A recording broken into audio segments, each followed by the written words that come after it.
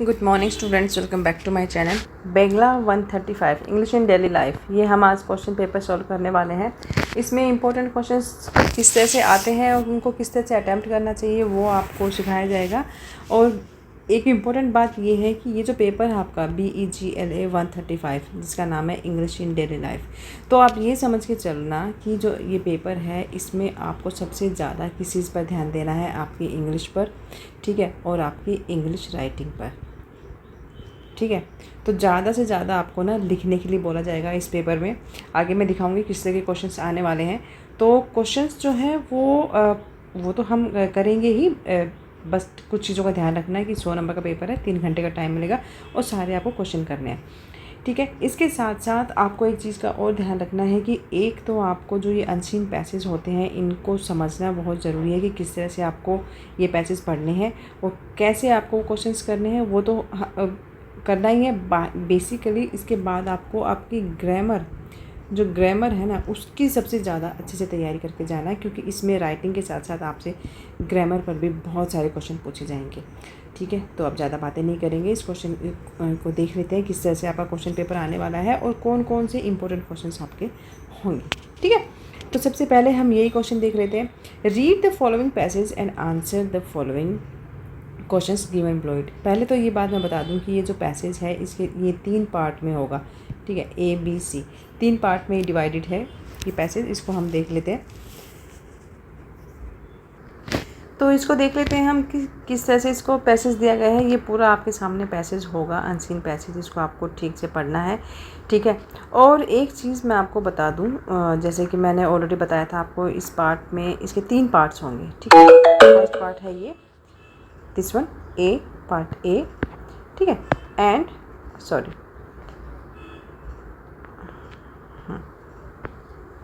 B part होगा जिसमें find words phrases from the passage which mean the same as the following in the context of the passage. आपको यहाँ पर words और phrases ढूंढने पड़ेंगे जो पैसेज में से ही आपको बताना है यहाँ पर। और फिर है C part, make sentences with each of the following word phrase from the passage. यहाँ पे आपको जो वर्ड्स दिए गए हैं ना, इनको आपने इनके मीनिंग बताने हैं आपने, ठीक है। सेंटेंस बनाना है और वो भी जो पैसेज दिया गया है उसी में से ढूंढ के आपको बताना है। तो ये हो गई बेसिक सी चीज़ें। अब मैं थोड़ा सा आपको ये बता दूं कि जो एक ट्रिक दे देती हूँ कि किस तरह से आपको क्वेश्चंस ढूंढने हैं। सबसे पहले जो है वो मैं बताना चाहूँगी आपको, वर्ड मैचिंग, ठीक है। वर्ड मैचिंग, इस चीज़ का ध्यान रखना कि किस तरह से आपको ना वर्ड मैच करके आंसर्स ढूंढने हैं।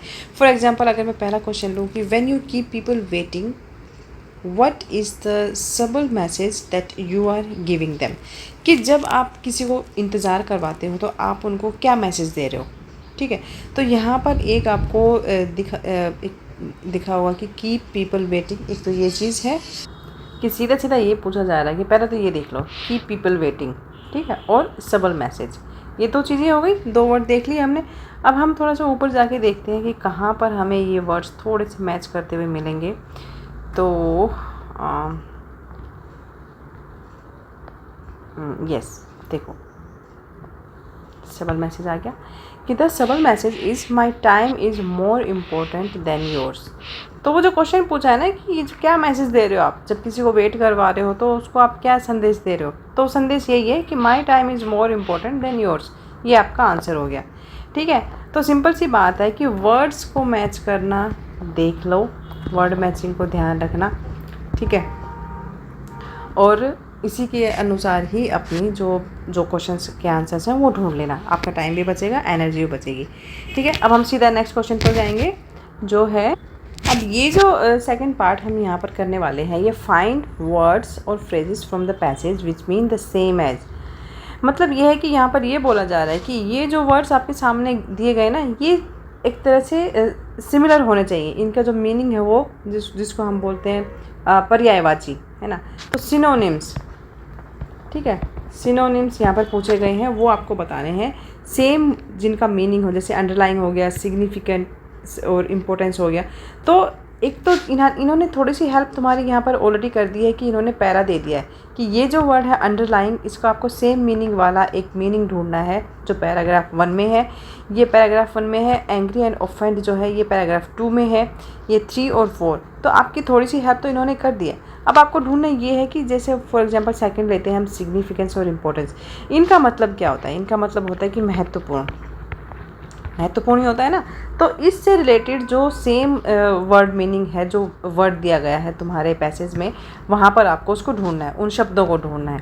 ठीक है, कोई टफ नहीं है। आपको पैराग्राफ दे दिया है, आपको पूरा पैराग्राफ नहीं देखना है, आपको सिर्फ पैराग्राफ 1 में ही ढूंढना है इसको। फिर रेवेंज है। रेवेंज का क्या मतलब होता है? बदला लेना होता है। ठीक है, बदला लेना, तो वो आपको पैराग्राफ 4 में ढूंढना है। ठीक है, तो इस तरह से आपको ये सारे क्वेश्चंस करने हैं। ऐसे ही हम थर्ड पार्ट देख लेते हैं, जो कि सी पार्ट है हमारा। थर्ड पार्ट भी हमारा ऐसा ही है कि make sentences with each of the following words phrases from the passage. जो पैसेज आपको दिया गया है ना, जिसकी हम अभी तक बात करें, जिसका ये थर्ड पार्ट है, उसमें से आपको इन वर्ड्स को लेकर क्या बनाना है? सेंटेंस बनाने हैं। ठीक है, और जो सेंटेंसेस हैं वो आपको पैसेज से ही लेना है। सेकंड हो गया वैल्यूड कम्युनिटी हो गया, हाईली स्ट्रेसफुल हो गया, exceptions of the two the rule हो गया, कंपाउंड ऑफ द प्रॉब्लम, और अंडर एस्टिमेट हो गया। तो जैसे फॉर एग्जांपल हम हाईली स्ट्रेसफुल लेते हैं, तो इसको आप किस तरह से बना सकते हो? हाईली स्ट्रेसफुल क्या होता है? बहुत ज़्यादा तनाव में। तो इसका आप सेंटेंस बना सकते हो कि I feel highly stressful during my exams. ठीक है, तो इस तरह से आपका एक सेंटेंस बन गया। तो ऐसे ही आपको एक्सेप्शन टू द रूल हो गया, कंपाउंड टू द प्रॉब्लम हो गया, अंडर एस्टिमेट हो गया। तो इन वर्ड्स को लेकर आपको सेंटेंस बनाने हैं। ज़्यादा कुछ इतने टफ मत बनाना कि परेशान ही हो जाओ, सोचते ही रह जाओ क्वेश्चन पेपर में।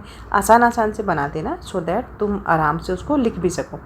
ठीक है, एक ये हमारा हो गया। फिर हम नेक्स्ट क्वेश्चन देख लेते हैं। ये क्वेश्चंस आपके 5 नंबर के हैं, तो इन पे ध्यान देना। देखो, आपको यहाँ पर ये बोला जा रहा है कि आपको पैसेज में से ही ढूंढने हैं, आपको कोई ज़्यादा मेहनत नहीं करनी है। इन चीज़ों का ध्यान रखते हुए आप इनके जो मीनिंग्स हैं, जो सेंटेंस है, वो आप आराम से बना सकते हो। ठीक है, एकदम शांत रहना पेपर में, कोई हड़बड़ाहट नहीं, कोई स्ट्रेसफुल मत रहना बिल्कुल भी। लेकिन हाँ, सेंटेंस बना सकते हो स्ट्रेसफुल वाला, लेकिन तुम्हें होना नहीं है। ठीक है, नेक्स्ट क्वेश्चन देखते हैं। देखो, इस तरह के जब क्वेश्चंस आते हैं ना, ये जो हम बात कर रहे हैं इसकी, तो यहाँ पर आपको इन चीज़ों का ध्यान रखना है कि सबसे पहले तो आपसे जो पूछा जा रहा है कि there must be time when you were kept waiting for someone, कि आप किसी के लिए वेट कर रहे हो, तो उस टाइम आपको कैसा लग रहा है। ठीक है, what were your feelings while you weighted, कि जब आप किसी के लिए वेट कर रहे हो तो आपकी क्या फीलिंग्स थी, क्या महसूस कर रहे थे आप। How did you feel towards the person who kept you waiting, आप उस इंसान के लिए कैसा फील कर रहे हो जो आपसे वेट करवा रहा है। तो ये सारे क्वेश्चंस के आंसर आपको लिखने हैं अबाउट 150 वर्ड्स टू 200 वर्ड्स। अब आपको ये लग सकता है कि ये क्वेश्चन जो 10 नंबर का है, यहाँ पर मुझसे 150 से 200 वर्ड्स में पूछा जा रहा है, लेकिन इसका तो आप लोग कम से कम मिनिमम आप 10 लाइन में इसका आंसर दे सकते हो। लेकिन आपको ध्यान ये रखना है कि ये जो पेपर है, ये आपका इंग्लिश इन डेली लाइफ का जो पेपर है, नाम ही इसका डेली लाइफ है, तो इसका मतलब है कि आपसे इंग्लिश में आपकी राइटिंग पर भी इस पर ध्यान दिया जा रहा है। आपकी राइटिंग, आप ज़्यादा से ज़्यादा इंग्लिश को लिखो और बोलो। तो इसीलिए यहाँ पर आपसे 150 से 200 वर्ड में एक सिंपल सा क्वेश्चन आपसे पूछा गया है। तो इसमें आपको कुछ चीज़ों का ध्यान रखना है कि पहली बात तो वो पर्सन कौन है। ठीक है, पर्सन, ठीक है, पर्सन कौन है जो आपसे वेट करवा रहा है, आपका रिलेशनशिप क्या है। ठीक है, रिलेशनशिप का ध्यान रखना, अंडरस्टैंडिंग का ध्यान रखना है, अंडरस्टैंडिंग। ठीक है, और एक चीज़ और, एम्पैथी। ठीक है, ये कुछ वर्ड्स ध्यान रखने हैं जब आप अपने ये एक तरह से जो ये आप पैराग्राफ लिखोगे, तो उसमें आपको ध्यान रखना है कि आप किस पर्सन के बारे में बात कर रहे हैं। वो आपका फ्रेंड हो सकता है, आपकी वाइफ हो सकती है, आपके पेरेंट्स हो सकते हैं, कोई भी हो सकता है। क्या रिलेशनशिप आपकी, क्या अंडरस्टैंडिंग है, एम्पैथी क्या है दोनों के लिए। ठीक है, तो इन वर्ड्स का ध्यान रखते हुए आपको पैराग्राफ लिखना है कि जो पर्सन है, कई बार होता है ना कि आप मान लीजिए कोई फ्रेंड है आपका, जो जिसके बारे में आप लिखना चाहते हो, वो आपका फ्रेंड है। ठीक है, फ्रेंड आपको वेट करवा रहा था, वो फ्रेंड से आपकी किस तरह की फ्रेंडशिप है, ठीक ठाक सी है या आपका बेस्ट फ्रेंड है, तो वो चीज़ का ध्यान रखना है। अगर बेस्ट फ्रेंड वेट करवा रहा है तो हम अक्सर वेट कर लेते हैं, हम वी डोंट फील एंग्री और इरिटेट, है ना। रिलेशनशिप किस तरह का है आपका कि ठीक है भाई 2 घंटे वेट करवा रहे तो कोई नहीं, हमारी रिलेशनशिप बहुत अच्छी है, हम वी आर गुड फ्रेंड्स। तो ये चीज़ों का ध्यान रखोगे जब आपको बताना है। तो यहाँ पर ना ये आपसे क्वेश्चन पूछ रहा है कि there must be a time when you were kept waiting by someone, कि आप किसी के द्वारा वेट करवाए जा रहे हो। What were your feelings while you are waited, ठीक है। रिलेशनशिप बताना है आपको, फीलिंग्स बतानी है, आपकी अंडरस्टैंडिंग बतानी है आपने, कि क्या आपकी समझ थी कि आपका जो बेस्ट फ्रेंड अगर वो वेट करवा रहा है तो आप क्या क्या फ़ील कर रहे हो। आप ये सोचोगे ना कि चलो कोई बात नहीं, हो सकता कहीं फंस गया होगा या कहीं लेट हो गया, कोई ट्रैफिक में होगा, नहीं आ पाया होगा। तो ये सारी चीज़ें होती हैं ना, ये अंडरस्टैंडिंग से ही चलती हैं, ठीक है। फिर आपको एम्पैथी रखना है थोड़ा सा कि चलो कोई बात नहीं, वेट करवा लिया तो ये इस तरह की चीज़ों को ध्यान में रखते हुए ना आपको ये पूरा पैराग्राफ बनाना है आपको, ठीक है। आई होप आपको समझ आया होगा, ठीक है। नेक्स्ट देख लेते हैं। चलिए नेक्स्ट क्वेश्चन की हम बात कर लेते हैं। नेक्स्ट क्वेश्चन आपसे इस तरह का पूछा जाएगा कि answer any 2 of the following in about 300 to 350 words, कि ये जो आपके चार ऑप्शन दिए गए ना ABCD, इसमें से आपको कोई 2 करने हैं, ठीक है। दोनों में से आपको ना यस 300 से 350 वर्ड्स में आपको लिखना है। जैसे कि आपको ये टॉपिक दे दिए गए, एक तरह से तुम ये समझो कि ये ना आपको टॉपिक दिए गए हैं जिन पर आपको थोड़ा सा लिखना है 300 से 350 वर्ड्स में आपको, ये शॉर्ट नोट है एक तरह से, ठीक है। जैसे पहला क्वेश्चन है कि right a short note on social small talk. Social small talk मतलब जैसे हम आसपास में जो छोटी मोटी बातें करते हैं ना, अपने पड़ोसी से हो गया, चलते फिरते दोस्त मिल गया तो उससे हमने क्या बात कर ली, तो इस तरह की बातें जो है वो उस पर आपको शॉर्ट नोट लिखना है, ठीक है। 20 नंबर का क्वेश्चन है ये, आपको 2 करने हैं तो 10-10 नंबर के क्वेश्चन हो जाएंगे आपको, इस चीज़ का ध्यान रखना। सेकंड है what do you think should be the qualities of young leaders in today's scenario, give examples from your own life experience. ये पूछ रहे हैं कि जो यंग लीडर होते हैं ना राजनीति में जो आते हैं, उनकी क्या क्वालिटीज़ होनी चाहिए आज के हिसाब से, आज के टाइम में जब यंग लीडर्स आते हैं उनमें आप क्या क्वालिटीज़ ढूंढते हो, ठीक है। तो ये तो आप लिख लोगे आराम से, क्योंकि आप थोड़ा सा कंपैरिजन कर लोगे कि जो एजिड हमारे जो नेता हैं वो किस तरह से काम करते हैं और यंग लीडर्स किस तरह से काम करेंगे अगर वो राजनीति में आएंगे, तो वो आप थोड़ा सा देख लेना इस चीज़ को। और इसमें बताया गया कि कुछ एग्जांपल्स भी दे देना फ्रॉम योर लाइफ एक्सपीरियंसेस के लिए। सेकेंड है why is time management is so important for all of अस। पहले मैं बता दूं ये सारे के सारे क्वेश्चंस ना ये आपके बुक में से ही आएंगे, अगर आप थोड़ी सी बुक पढ़ के जाओगे तो आप इनके आंसर आराम से दे सकते हो। Why is the time management so important for all of us, कि टाइम मैनेजमेंट हमारे लिए इतना इम्पोर्टेंट क्यों है। Give some tips on the time management for your class और कलीग्स, कि कुछ एग्जांपल्स टाइम मैनेजमेंट के देने हैं अपनी क्लास के लिए, अपने कलीग्स के लिए। तो टाइम मैनेजमेंट क्यों इम्पोर्टेंट है ये आप आराम से समझ ही सकते हो कि टाइम इम्पोर्टेंट है हमारे लिए, क्योंकि टाइम मैनेजमेंट अगर आप करके चलोगे तो आपकी जो लाइफ है वो कैसी रहेगी, डिसिप्लिन रहेगी, है ना, डिसिप्लिन रहेगी। उसके साथ साथ आप हर टास्क जो है अपना, चाहे वो पढ़ाई लिखाई का हो या कोई भी टास्क हो, उसको आप स्मूथली कर पाते हो, ठीक है। यही होता है ना, स्मूथली कर पाते हैं, क्योंकि अगर हमारा टाइम मैनेजमेंट ठीक होगा तो हमारे काम सारे के सारे जो है वो टाइमली हो पाते हैं। तो इसलिए टाइम जो मैनेजमेंट है वो इम्पोर्टेंट है हमारे लिए। तो कुछ आप इसमें से कम 10 पॉइंट लिख के आना, क्योंकि 10 नंबर का क्वेश्चन है तो कम से कम 10 पॉइंट लिख के आना इसमें। फिर है discuss a film that you have recently seen, discuss both the positive qualities and negative aspects.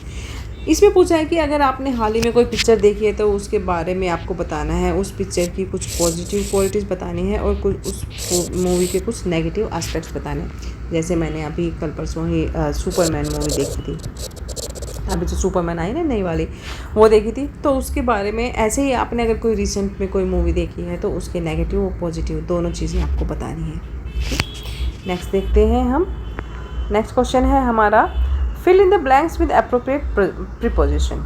सबसे आसान जो आता है प्रीपोजिशन की हम बात कर लेते हैं। 5 नंबर का क्वेश्चन आता है प्रीपोजिशन क्या होता है। पहले तो इनको देख लो कि प्रीपोजिशन 2 भागों में इसको डिवाइड करके देख लो, ठीक है। वो वर्ड्स जो पोजीशन से पहले लगते हैं, प्री, ठीक है। इनको हम करेंगे दैट, यस पहला ही ले लेते हैं फटाफट से कि I have given myself the end of the November to finish the project.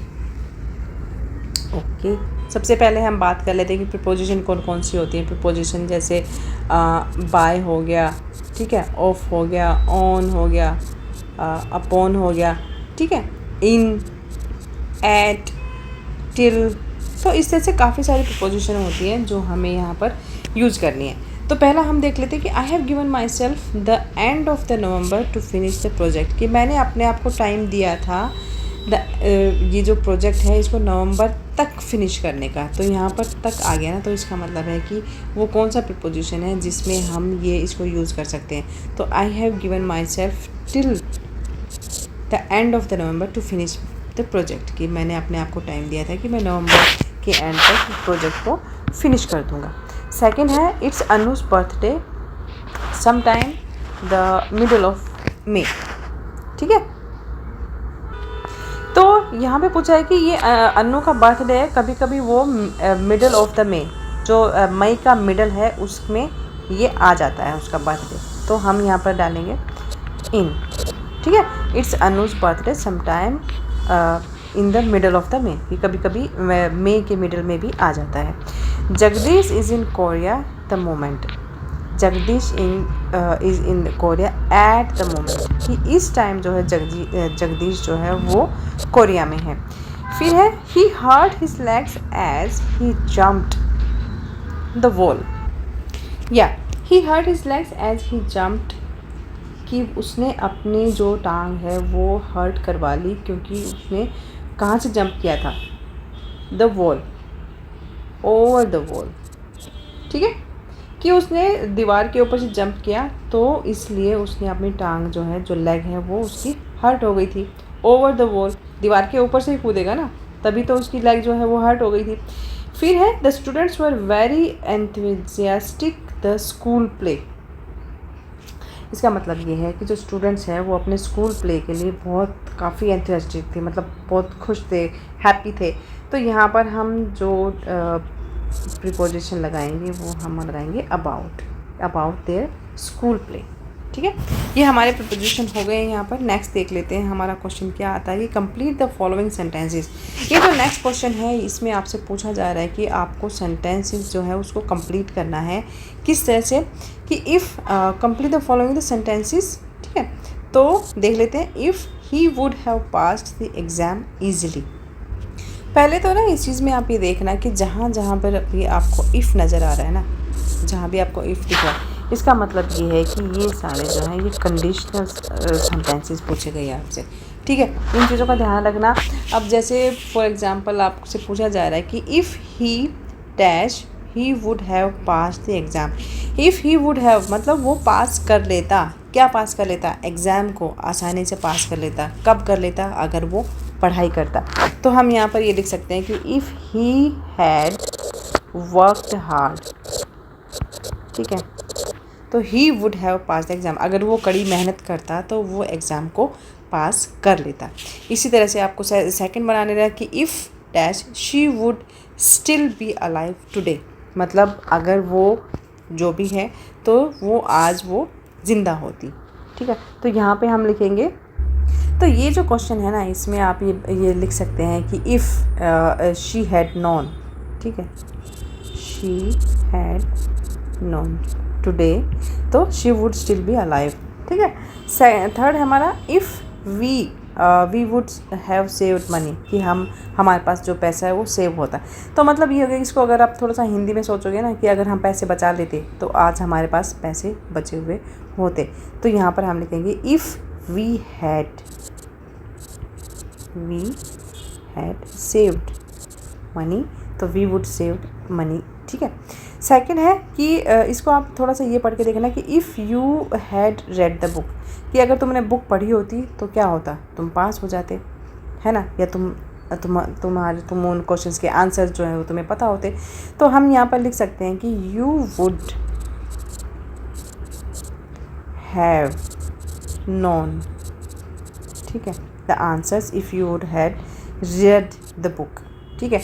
If you could live anywhere in the world, अगर तुम कहीं दुनिया में कहीं पर भी रहना चाहो तो कहाँ रहना चाहोगे। तो यहाँ पर हम लिख सकते हैं कि क्वेश्चन पूछा जा रहा है, मतलब कि वेयर वुड यू लिव, कि आप कहाँ रहना चाहोगे अगर आपको दुनिया में कहीं रहने के लिए बोला जाए, पूछा जाए। तो एक तरह से देखा जाए तो आधा क्वेश्चन यहाँ पे पूछ लिया गया है, तो आपको यहाँ पे ना कंप्लीट करना है इसको, ठीक है। फिर देखते हैं हम fill in the blanks with the correct active और पैसिव। एक्टिव पैसिव हमेशा आते हैं, इनको अच्छे से करके जाना। ये हम देख लेते हैं यहाँ पर किस तरह से करने हैं। चलो, तो ये जो एक्टिव वॉइस पैसिव वॉइस है ना, मैंने ऑलरेडी आंसर्स इसमें फिल कर दिए हैं, टाइम थोड़ा सा बच जाएगा हमारा। देखो, इसमें ना सबसे पहले तो आपको ना किन चीज़ों का ध्यान रखना है कि मेनली जो एक्टिव वॉइस पैसिव वॉइस जब आते हैं तो इनमें या तो सेकंड वर्ड पूछी जाती है या फिर थर्ड वर्ब पूछी जाती है, ठीक है। फर्स्ट वर्ब जो है वो रेयरली ही आती है। तो जब भी आप ये क्वेश्चन करोगे ना, तो सेकंड वर्ब और थर्ड वर्ब जो होते हैं उसको ध्यान रखते हुए आप इसको आसानी से इनको भर सकते हो, ठीक है। जैसे since fluid milk spoils easily it must be handled carefully and quickly the milk collected, ठीक है, ईडी लग गया, थर्ड फॉर्म आ गई। From farms and took care to receiving stations where it inspected, ठीक है। इंस्पेक्ट का हमने कर दिया यहाँ पे इंस्पेक्टेड, कि वहाँ पे इंस्पेक्टेड किया जाता है, उसको देखा जाता है, एनालाइज किया जाता है, उसका वेट किया जाता है, और चिल्ड, ठीक है, उसको ठंडा किया जाता है ताकि उसमें बैक्टीरिया ना पनपे, दूध फटे ना। इट इज़ देन ट्रांसफ़र को यहाँ पे ट्रांसफर्ड आ जाएगा। It is transferred to a pasteurising plant in special tank trunks और रेल रोड कार्स। फिर है पैस्चराइजिंग किल्ड जो है वो all dangerous bacterias in the milk and made it safe to drink. The milk heated to at least 140 degree Fahrenheit for 30 minutes at the pasteurizing plant. Some of the milk is homogenized, which means it is treated to break down the fats so that the cream gets distributed throughout the milk, ठीक है। तो इस तरह से आपको इनको ध्यान रखना है। थोड़ा सा ध्यान रखना है कि जब भी अगर कुछ समझ में ना आए ना, तो ईडी तो लगा ही देना आप क्वेश्चन, कुछ तो आपको मार्क्स मिल ही जाएंगे। हालांकि ऐसा करना नहीं है, बट अगर कुछ भी ना आए तो कम से कम आप ये थोड़ा सा इसको देख लेना इस चीज़ को। तो बेसिकली आपको एक्टिव वॉइस पैसिव वॉइस पूछे जाएंगे। एक तो आपसे इस तरह से भी पूछा जा सकता है, जो आपसे यहाँ पे पूरा पैराग्राफ दे दिया।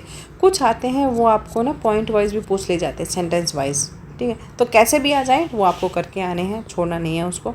फिर आते हैं कि complete the sentence and appropriate phrasal verbs given below. Phrasal verbs क्या होते हैं? फ्रेजल वर्ब्स होते हैं जो सुनने में तो कुछ लगते हैं लेकिन उनका मीनिंग कुछ और ही निकल के आता है, ठीक है। 10 नंबर का ये क्वेश्चन आने वाला है, तो उसको देख लेते हैं कि complete the sentences with appropriate phrasal verbs. ये यहाँ पर आपको दिए हुए हैं, इन्हीं को ना आपको इन सेंटेंसेस में फिल करके अपने सेंटेंस बनाने हैं, ठीक है। तो देख लेते हैं इनको कैसे करना है।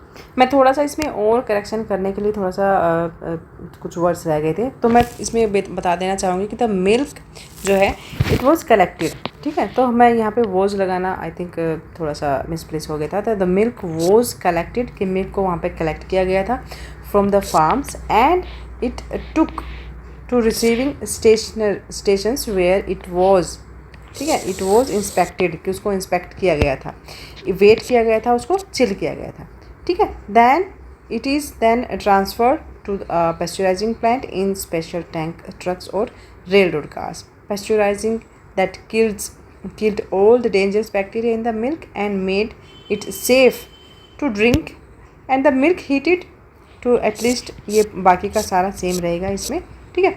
हम अपने नेक्स्ट पे आ जाते हैं, जो हम फ्रेजल वर्ब्स की बात कर रहे थे। तो इसमें आपको क्या करना है कि जो भी ये जो वर्ड्स दिए गए ना, ये आपको यहाँ पर फिल करना है, ठीक है। अब देख लेते हैं कैसे कैसे कहाँ पर क्या आएगा। The terrorist the railway bridge, ठीक है। तो टेररिस्ट ने क्या किया रेलवे ब्रिज को? अब यहाँ पे देख लो तुम, टर्न अप क्या, ब्लू अप क्या, पिक मी, टुक, एट, गिव, प्रूफ, क्या हो सकता है यहाँ पे? तो ब्लू अप, ठीक है, ब्लू। अब जो टेररिस्ट थे उन्होंने रेलवे ब्रिज को क्या किया? जला दिया, ब्लू अप कर दिया। Your health will improve a lot if you on cigarette, कि अगर आप सिगरेट को छोड़ देते हैं तो आपकी जो हेल्थ है वो क्या हो जाएगी? इम्प्रूव हो जाएगी। तो यहाँ पर हम क्या, यहाँ पे आप देख सकते हो कि क्या क्या यहाँ से उठा सकते हैं हम वर्ड जो यहाँ पे अप्रोप्रिएट होगा। सीधा सा है गिव अप। अगर आप सिगरेट पीना गिव अप कर दोगे तो आपकी जो हेल्थ है वो इम्प्रूव हो जाएगी। फिर है I am not going to their drinking any longer, कि मैं जो है अब ज़्यादा नहीं पीने वाला हूँ ज़्यादा टाइम के लिए, ठीक है। तो I am not going to, यहाँ पे क्या करेंगे, टू गो विद, ठीक है, to go with their drinking any longer. I must go to the shop because we have food, कि मुझे उस दुकान पर जाना है क्योंकि हमारे पास खाना है या नहीं है वो हमें यहाँ पे बताना है। कि देखो सबसे पहले तो ये कह रहे हैं कि हमें I must go to the shop because we have food, कि मुझे अगर शॉप पे जा रहे हो, ठीक है, तो इसका मतलब है कि खाना नहीं है, तभी तो जा रहे हो ना खाना लेने। तो यहाँ पर हम लेंगे कि run of food, run out of food, कि जो खाना है वो ख़त्म हो गया, इसका मतलब होता है कि ख़त्म हो जाना, रन आउट ऑफ, कि जो खाना है वो ख़त्म हो गया है इसलिए मुझे शॉप पर जाना है, ठीक है। My sister came to at the airport, चलो देख लेते हैं इसको। तो यहाँ पर आप देखेंगे पिक मी अप, कि मेरी सिस्टर जो है वो एयरपोर्ट पे आ रही है, किस लिए आ रही है, पिक मी अप, ठीक है, मुझे लेने के लिए। फिर है the curtains don't sofa set, क्या नहीं हो रहा सोफ़ा सेट के साथ कर्टेंस का, चलिए देखते हैं। गो विद, कि सोफ़ा सेट के साथ जो है कर्टेंस मैच नहीं हो रहे। Please the fan before you leave the room, कि प्लीज़ रूम से जाने से पहले आप जो फ़ैन है उसको बंद कर दें, टर्न डाउन, ठीक है, turn down. Then why did she invitation, कि जो भी है इसमें कि उस इन्विटेशन के बारे में यहाँ पे पूछा जा रहा है कि वाई शी, देख तो चलो देख लेते हैं। इसमें हम नेक्स्ट में थे, मैंने सारे इसमें ऑलरेडी लिख दिए कि yes she, why she turn down the invitation, कि उसने देखो टर्न डाउन का एक तो हमने यहाँ पे बात करी, जैसे यहाँ पे लाइट के बारे में था कि रूम छोड़ने से पहले लाइट्स को जो है फ़ैन को बंद कर देना, ठीक है, बंद कर देना, लाइट बंद कर देना, या यहाँ पर आप बात कर सकते हैं कि जैसे हम फोल्ड कर देते हैं ना इन्विटेशन को, तो उसके लिए भी हम टर्न डाउन करते हैं, मतलब उसको उसने छुपा लिया या झुका लिया या उसको बंद कर दिया इन्विटेशन को, तो उसके लिए भी हम टर्न डाउन यूज़ करेंगे। Your ankle is swollen, I think the doctor ought to look at, कि तुम्हारा जो एंकल है वो उस पर सूजन आ गई है, आई थिंक डॉक्टर जो है वो उसको देखेगा, मतलब चेक करेगा। लुक एट का मतलब सिर्फ देखना नहीं होता है, यहाँ पर होता है चेक करना, डॉक्टर जो है उसको चेक करने वाला है, चेक करेगा। We arranged to meet at 7:30 PM but she did not turn up, turn up का मतलब होता है, इसको आप यहाँ पे अराइव भी इसका मीनिंग आता है टर्न अप का, ठीक है, कि हमने जो 7:30 बजे एक मीटिंग अरेंज की थी but she did not arrive, ठीक है, टर्न अप। तो ये हमारे फ्रेजल वर्ब्स हो गए हैं। यस, नेक्स्ट देख लेते हैं हमारा क्या क्वेश्चन होने वाला है। Make antonyms of the following words by adding the prefix appropriately. जो ये जो एंटोनिम्स होते हैं, एक तो होते हैं सिनोनिम, एक होते हैं एंटोनिम्स, ठीक है। तो यहाँ पर हमको एंटोनिम्स ढूंढने हैं यहाँ पर, तो देख लेते हैं क्या क्या है। एक तो है fortunate, capable, educated, advantage, expensive, rational, legal, pure, use, handle. चलिए देखते हैं। पहले तो मैं आपको ये बता दूं कि जो प्रीफिक्सेस होते हैं ना, प्रीफिक्स होते हैं जो ये वर्ड दिए गए होते हैं इनसे पहले लगते हैं, ठीक है, बिफोर लगने वाले वर्ड्स होते हैं। तो जैसे यहाँ पर आपका हो गया फॉर्चुनेट है, तो फॉर्चुनेट को हम कैसे लिखेंगे, अनफॉर्चुनेट, ठीक है। एंटोनिम्स बताने हैं हमने, मतलब इनके विपरीत बताने हैं। फॉर्चुनेट का अनफॉर्चुनेट का हो गया, कैपेबल का हो गया इनकैपेबल, ठीक है, ऐसे ही लिखेंगे ना। एजुकेटेड का अनएजुकेटेड, यहाँ पर हम अन लगा देंगे। फिर एडवांटेज का डिसएडवांटेज लिखेंगे हम। एक्सपेंसिव इनएक्सपेंसिव, ठीक है। रेशनल का यस IR, ठीक है। फिर लीगल का तो आप लोगों को पता ही है, वो इलीगल हो जाएगा, ठीक है। प्योर इम्प्योर, ठीक है। यूज़ का मिसयूज़ हो गया, ठीक है। एंड हैंडल का मिस हैंडल। तो इस तरह से आपको ये एंटोनिम्स बनाने हैं। Got it.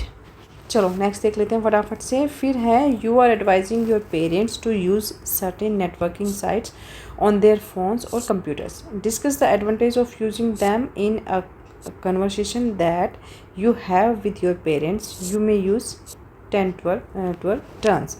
ये ना आपको डायलॉग्स लिखने के लिए बोला जा रहा है इसमें, ठीक है। एक 10 से 12 वर्ड्स का जो डायलॉग्स लिखने हैं आपने, कि भाई एक आपको अपने जो पेरेंट्स हैं उनके फ़ोन में या कंप्यूटर में कुछ नेटवर्किंग साइट्स जो हैं वो आपको उसको मतलब डालने के लिए बोला जा रहा है, और उसके जो एडवांटेज हैं और डिसएडवांटेज हैं उसके बारे में आपको बात करनी है।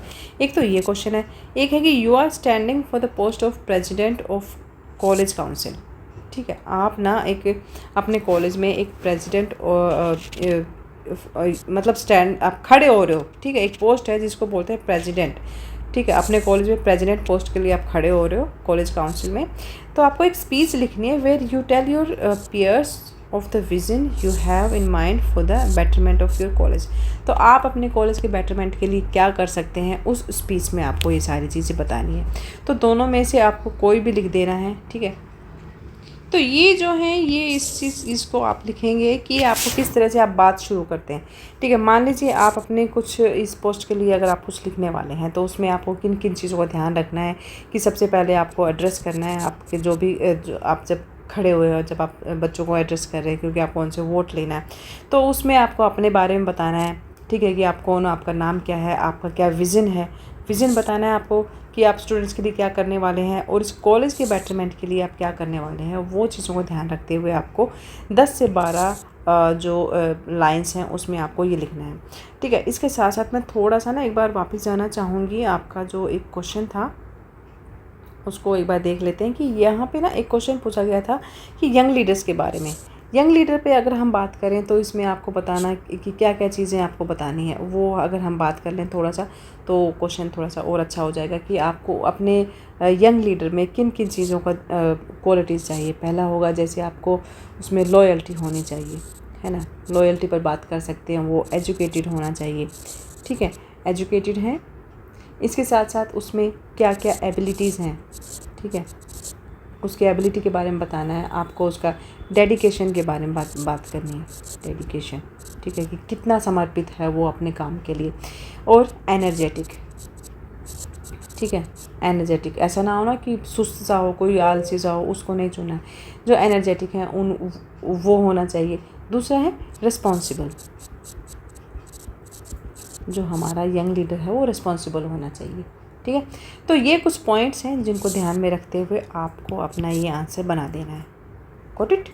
फिर ऐसे ही टाइम मैनेजमेंट की बात कर लेंगे हम कि जो टाइम मैनेजमेंट है वो क्यों इम्पोर्टेंट है, उसकी इम्पोर्टेंस बतानी है। अपने जो एम के लिए जो भी आप लक्ष्य आपने जो निर्धारित किया हुआ उसके लिए टाइम मैनेजमेंट कितना इम्पोर्टेंट है, प्रायोरिटीज़ बतानी है। अपने टाइम टेबल बना के भी आप बता सकते हो, ठीक है। टाइम टेबल को भी एक एग्जांपल के थ्रू आप बता सकते हैं चीज़ों को। तो ये सारी चीज़ें आपको बतानी है, ठीक है। तो ये हमारा क्वेश्चन पेपर कंप्लीट हो गया है। आई होप इससे आपको हेल्प मिलने वाली है। और चलो फिर मिलते हैं नेक्स्ट वीडियो में। तब तक के लिए take care and bye bye.